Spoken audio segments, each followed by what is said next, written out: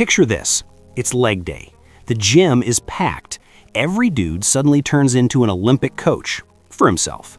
He's bouncing between 5 machines, 3 squat racks, and somehow a BOSU ball shows up like it's mandatory equipment. 2 hours later, he's dragging one leg behind him like he got jumped in a parking lot, telling his friends, "Bro, I destroyed legs." But living ruined that story in the best way possible. You didn't destroy your legs, you destroyed your recovery. Because here's the uncomfortable truth. Doing more exercises doesn't automatically mean you're building more muscle. Most of the time, it means you're building more fatigue, more soreness, and more excuses to train like trash the rest of the week. You're not growing faster because you hit quads from 9 directions in one session like you're trying to confuse the muscle into panicking and getting bigger. You're usually just stacking junk volume, a bunch of work that feels hardcore but doesn't actually push the needle. Your legs grow because you give them a strong reason to adapt, not because you did 12 different movements until your soul left your body. Traditional leg day is usually bloated. It's stuffed with overlapping exercises that feel productive because they burn, but they don't create better results. Leg extensions light you up, cool, but they're not the centerpiece of leg growth. Leg curls isolate hamstrings, fine, but there are smarter ways to load the entire backside of your body without wasting half your session chasing a pump like it's a personality trait. The real issue isn't effort. Most guys are working hard. The issue is efficiency. You're spending all your energy on redundant movements, and by the time it's time to actually progress on the lifts that matter, you're already cooked. You've got no gas left to add reps, add load, or improve execution, so you just survive the workout and call it training. So here's the fix. Strip the leg day down. You get stronger faster, you recover better, you actually track real numbers and force them up week after week. Less time in the gym, more growth outside the gym, because you're not spreading your effort across 10 exercises like peanut butter on toast. You're doubling down on what works. And the best part? You don't need a secret routine. You need 4 movements that cover the entire lower body.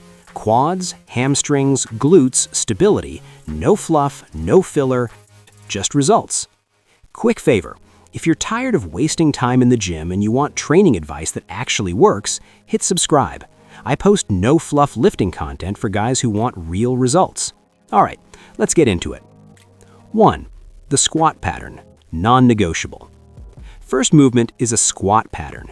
Back squat, front squat, goblet squat, pick your flavor, but you need a squat pattern in your program. This is the cornerstone, no debate.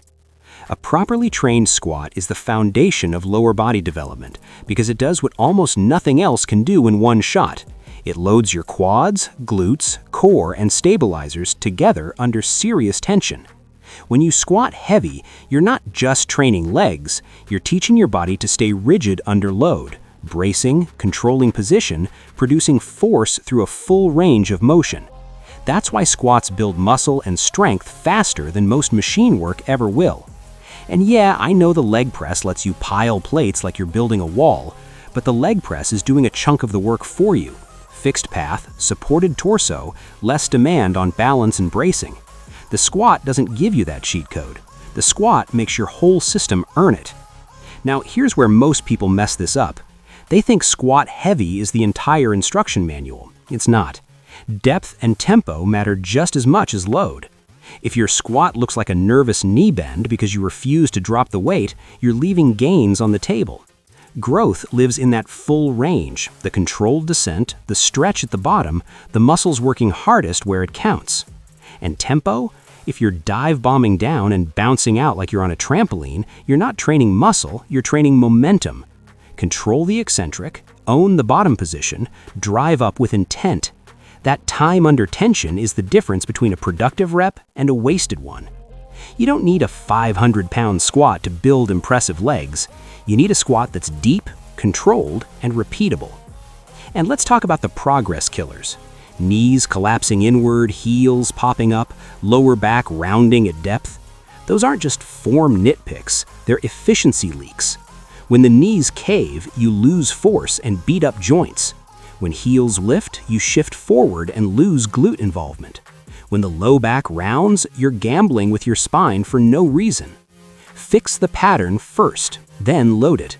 That's how you build legs that actually grow instead of legs that just get sore. The squat is your anchor. Everything else supports it. Get strong here and the rest of your lower body training starts clicking. 2. The hinge pattern. Posterior chain builder. Second movement is a hinge pattern. Romanian deadlift, conventional deadlift, stiff leg deadlift. Choose the one you can do well, but you need a hinge in your program. This is where most leg training falls apart. Guys will squat hard, sure, then treat hinging like an optional side quest. That's a huge mistake, because the hinge is the most underrated lower body builder there is. Squats tend to emphasize the front side, quads, and a lot of knee bend. The hinge loads what the squat doesn't hit the same way: hamstrings, glutes, lower back, and the entire posterior chain. This is the move that adds thickness to your legs, power to your hips, and real strength to your back. Skip it, and your development is incomplete. Here's the simple difference. Squat equals knees forward, torso more upright, quads take a lot of the load. Hinge equals hips back, torso leans, hamstrings and glutes become the engine. Different pattern, different stimulus. You don't need one best movement. You need both patterns to grow properly. For most people, RDLs are king because they keep constant tension and emphasize the eccentric stretch. You lower the bar under control, feel the hamstrings lengthen, then drive the hips through. That stretch under load is a massive growth trigger. But people butcher this lift all the time. They turn it into a squat. Knees bend too much, hips don't travel back, and now it's a weird half hinge that doesn't fully hit quads or hamstrings correctly.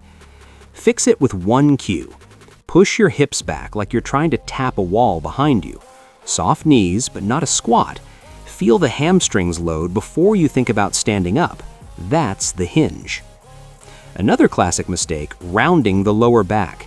Your spine should stay neutral the whole rep. If you can't reach the bar lower without rounding, don't force it. Shorten the range, use blocks, improve mobility over time. Never trade spinal position for fake depth. And here's a big one. The hinge teaches you how to use your glutes. A lot of guys are quad dominant because they only train knee dominant patterns. Their glutes barely contribute, and then they wonder why their backside is weak and their lower back gets smoked. When you lock out an RDL, your glutes should squeeze hard. If you don't feel that, you're not finishing the rep. Hinging also has insane carryover. Deadlift strength helps everything: core stability, bracing, grip, full body force production. If your squat is stalling, a weak posterior chain is often the missing link. Build your hinge and your squat usually climbs with it. Don't skip this. Don't half rep it. Learn it, load it, progress it. 3. The unilateral movement. Bulgarian split squats, reverse lunges, step-ups. Pick one and make it a staple. Most programs have a massive hole here. Guys do bilateral lifts only, 2 feet planted, so imbalances hide in plain sight. Your stronger leg quietly takes over. You may not notice it, but it's happening. One side pushes harder, stabilizes better, and over months the gap grows. Then you end up with one quad bigger, one glute stronger, one knee that feels weird, and suddenly you're plateaued or injured and acting surprised. Unilateral training exposes the truth and fixes it. Bulgarian split squats are savage, and that's why they work. Back foot elevated, all the load dumped onto the front leg, no hiding. The working leg has to stabilize, control the descent, and drive up without backup. Your quads and glutes get hammered, and the small stabilizers around the knee, hip, ankle, and foot finally have to do their job. And the stability demand is the secret sauce. Bilateral lifts let your body find a groove and shift around weaknesses. Unilateral lifts make you fight for position. Core braces harder, glutes fire to prevent rotation. The ankle has to stabilize under load. It's not just a leg move, it's coordination and strength at the same time. Also, unilateral work humbles everybody. You can squat serious weight, but hand a guy 2 moderate dumbbells and put him into a split squat, he's seeing God by rep 8. That's not weakness, it's the fact you're finally challenging each side independently and weaknesses can't hide anymore. Carryover is huge too.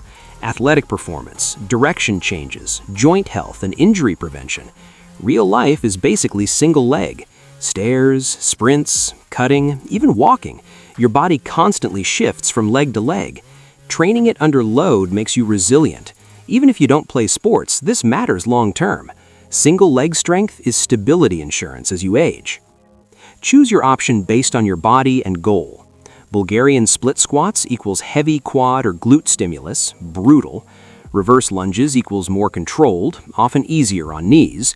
Step-ups equals great for glutes and unilateral power. Common screw-ups, knee collapsing inward, leaning too far forward, rushing reps like you're trying to escape the set. Slow down. Your knee tracks over your toes, torso stays solid, tension stays in the working leg, not your lower back. Yes, it's uncomfortable. That's the point. Stay consistent and the imbalances disappear. 4. The customizable finisher. Strategic, not random. The fourth slot is flexible. This is where you customize based on what your legs need. For most people, squat, hinge, and unilateral already covers the essentials. This final movement is for weak points, aesthetics, or a specific goal. But it's not a random whatever machine is open pick. It's a strategic choice. If calves are lagging, this is where you put calf raises, standing or seated. Squats and deadlifts do not build big calves by accident. Calves need intentional training through a full range. Big stretch at the bottom, hard contraction at the top, controlled reps. If you want calves, you train calves. Simple. If glutes are the weak link, or you want that pop, use hip thrusts. They're one of the best glute builders because they load hip extension hard in a shortened position, where glutes produce a ton of force. Squats and hinges hit glutes, yes, but hip thrusts let you overload them in a way those patterns can't. Big carryover too, deadlift lockout, sprinting power, overall posterior chain strength. If your goal is strength or quad emphasis, use a second squat variation here, front squat or hack squat. Front squats force an upright torso and tend to hammer quads. Hack squats, yes, it's a machine, but it's one of the few worth respecting because it can load quads heavy without smoking your lower back and stabilizers. The key is knowing what problem you're solving. Beginners might not even need a fourth movement. Master the first 3 and grow. Intermediate and advanced lifters, this is where you fill the gap. What you don't do is waste this slot on redundancy. If you're squatting well, you probably don't need to also leg press just to feel busy. If you're hinging hard, you don't need leg curls as your identity. The whole purpose of this setup is efficiency. Every exercise must add something new. This is also the slot you can rotate in blocks. Run hip thrusts for 6 to 8 weeks, then switch to calves. Try front squats. If they beat you up, swap to hack squats. It keeps training fresh without turning your program into chaos. Your fourth exercise is the finisher, the personalization piece. Choose it with intent. How to program it so it actually works. Now you've got the movements, here's how to run them. Frequency. Train lower body 2 to 3 times per week. That's plenty of stimulus without nuking recovery. If you train twice, you can run all 4 each session, adjust sets and intensity. If you train 3 times, split them. Maybe squat plus unilateral one day, hinge plus finisher another, and rotate what gets emphasized based on recovery. For hypertrophy, aim for 3 to 4 sets of 8 to 12 reps on each movement. Rest around 2 minutes, enough to push hard without turning the workout into a nap. For strength, go 4 to 6 reps, heavier loads, longer rest. And the rule that makes everything work? Progressive overload. Add weight when you can, add reps when weight stalls. Track it. If you're doing the same loads for the same reps week after week, you're maintaining, not building. Small jumps count. 5 pounds, 1 rep, cleaner form at the same weight. Over months, those small wins stack into big legs. You don't need fancy periodization, you don't need a 27-step leg day checklist, you need consistency on 4 patterns, steady progression, and recovery good enough to repeat the performance. Master that, and your legs have no choice but to grow. Who this works for and who needs modifications. This works for almost everyone. Beginners, fewer exercises means faster skill development, better form, and real strength without confusion. You don't need 12 movements when you haven't mastered 3. Intermediate stuck on plateaus? This is the reset. Cut the fluff, focus on progression, and watch numbers climb again. Older lifters or banged up joints? This is more sustainable than a bloated leg day full of redundancy grinding your knees and hips into dust. Who might need something different? Advanced bodybuilders in contest prep who need extra isolation for a specific muscle, or someone with an injury that prevents squatting or hinging? For them, you adjust the patterns, but for the vast majority of guys, this is plenty. Stop turning leg day into a 2-hour marathon of random pain. Start training like you want results: efficient, measurable, progressive. If you want more simple programs like this, 4 moves, 0 fluff, real progress, make sure you subscribe and I'll keep them coming.